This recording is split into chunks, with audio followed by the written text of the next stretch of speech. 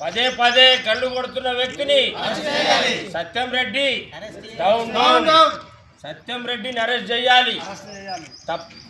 మొత్తం ఆల్వకు గండి కొడుతున్న వ్యక్తిని సత్యం రెడ్డిని పదే పదే చేస్తున్న ప్రతిరోజు ఇదే పనిగా ఎంచుకున్న సత్యనారాయణ రెడ్డిని సత్యనారాయణ రెడ్డి గారిని ఇప్పటికి 6 సార్లు వదిలేసిండు సార్. మీరు కేసులు పెట్టక ఇప్పటికి అసలు 6 సార్లు కేసులు పెడితే పీడీ యాక్ట్ కింద ఇప్పుడు లోపల ఉండేటప్పుడు సార్. మాకు తలనొప్పి ఉండేది కదా, మమ్మల్ని అర్థం చేసుకోండి సార్. పొలిటికల్ ఉండాలి, తప్పులేదు, కానీ మొత్తం నాశనం చేయద్దు సార్. మమ్మల్ని కూడా కింది పక్క రైతులను బతకుండా చేసేట సార్. మీరు అర్థం చేసుకోండి సార్ మమ్మల్ని. ఇక అట్లానే మిమ్మల్ని మేమేమి ఇబ్బంది పెట్టడం లేదు. అది ఎటు కాకుండా మాకు వదిలేసి మమ్మల్ని చేసుకొని లేదు. మీరు అటు కాకుండా ఇటు కాకుండా D50/4/10 ఈ కాలువ మాకు నాడాపురము కమలాపురం 2 శివార్ల మీద మధ్యలో ఉంటుంది. అటు నాడాపురం పొలాలు 60 ఎకరాల దగ్గర పారకం ఉంది. కమలాపురం శివారం 200 ఎకరం పారకం ఉంది. దరిదాపుగా 260 నుండి 300 ఎకరం పారకం ఉంటుంది.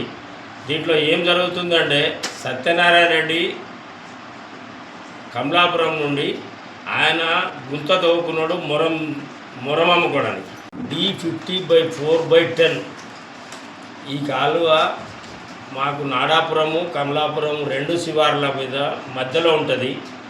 అటు నాడాపురం పొలాలు 60 ఎకరాల దగ్గర పారకం ఉంది. కమలాపురం శివారం 200 ఎకరం పారకం ఉంది. దరిదాపుగా 260 నుండి 300 ఎకరం పారకం ఉంటుంది.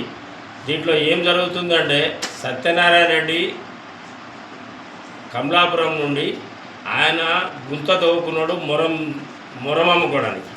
ఆ మొరం అమ్ముకున్నదేదో అమ్ముకున్నాడు. ఆ గుంతకు నీళ్లు పెట్టి అది సెట్ చేసిన తర్వాత నింపిన తర్వాతనే మాకు పోనేయాలి అని చెప్పి గొడవ.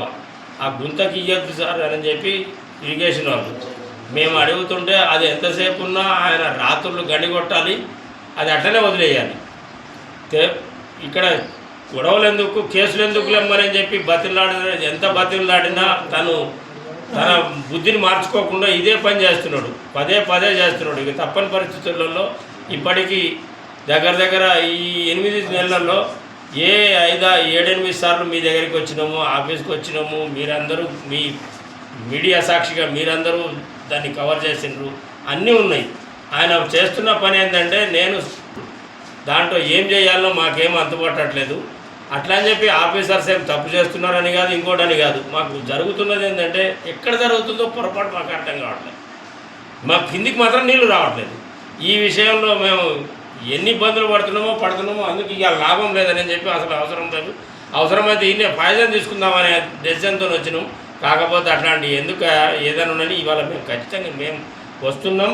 ఆడ మీరు మీ కట్టుబాట్ల ప్రకారం మీరు కేసు చేస్తే మేము దాన్ని చేపిస్తాము అని చెప్పి సార్ అన్నారు. ఇప్పుడు డిఈ గారు బలరాం గారు శ్రీరామ్ ఏఈ గారిని పంపిస్తామన్నారు. ఏదో ఇక మాకేం గొడవలు సృష్టించాలనో లేదు, మాకు అవసరం లేదు. మాకు పంట పండాలి, పొలాలు వాడకం రావాలి. దీంట్లో